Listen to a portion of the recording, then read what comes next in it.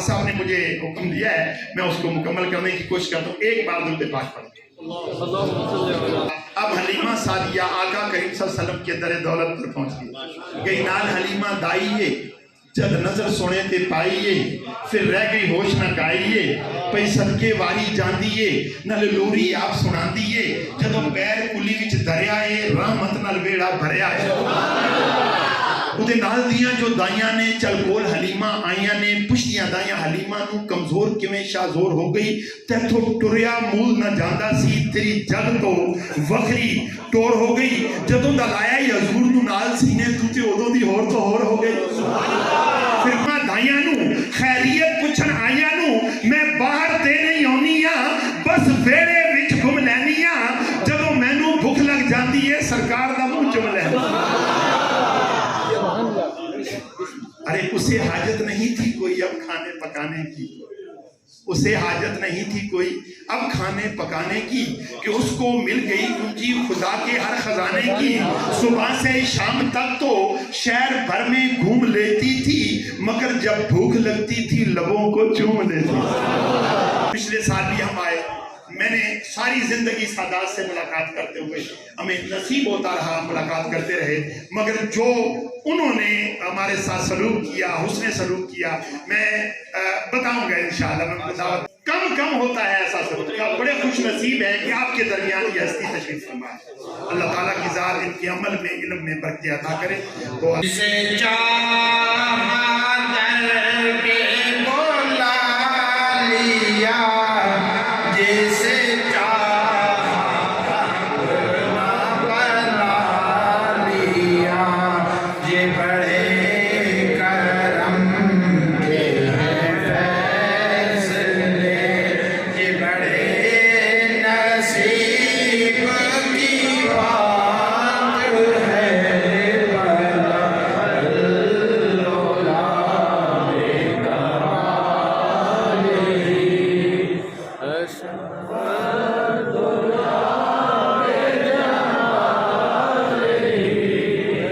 انتہائی قابل صد احترام واجب احترام قابل ذی احتشام بزرگوں، دوستوں، نوجوان، عزیز ساتھیوں، علماء اکرام، مشائخ اعظام، بانی محفل محترم بھائی محمد اورنگزیب صاحب اور قبلہ بھائی ذوالفقار صاحب، اہل علاقہ والے جب 118 سلاوی دے لوگوں، جنہوں نے بڑی محبت دے نال اپنے لجپال کریم آقا دی محفل دا انعقاد کیتا ہے. دعا کرنا میرا مالک تمام دے گھراں دے اندر برکت عطا فرمائے. سبحان اللہ.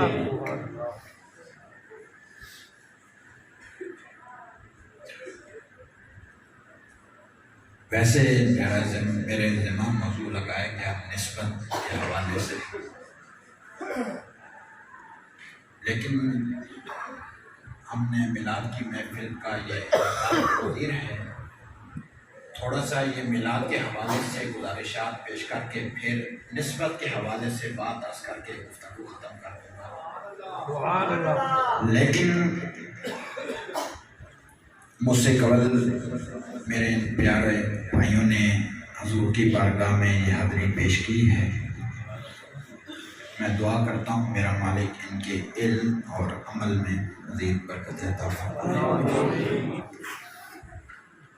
سامعین دشام، اللہ رب العزت نے قرآن مجید کے اندر ارشاد فرمایا کہ لَقَدْ مَنَّ اللَّهُ عَلَى الْمُؤْمِنِينَ إِذْ بَعَثَ فِيهِمْ رَسُولًا. توجہ میری طرف فرمائیں بھائی، توجہ رکھیے میری طرف. لَقَدْ تحقیق، پکی گل، پختہ گل، من اللہ، اللہ تعالیٰ نے احسان کیتا ہے. کتے ہوتے کیتے حلال المؤمنین، مومنہ ہوتا ہے. اذ باسا فیہم رسولا فرمایا کہ میں تو اپنا رسول عطا تھوڑی سی توجہ میں اس طرف فرمانی ہے.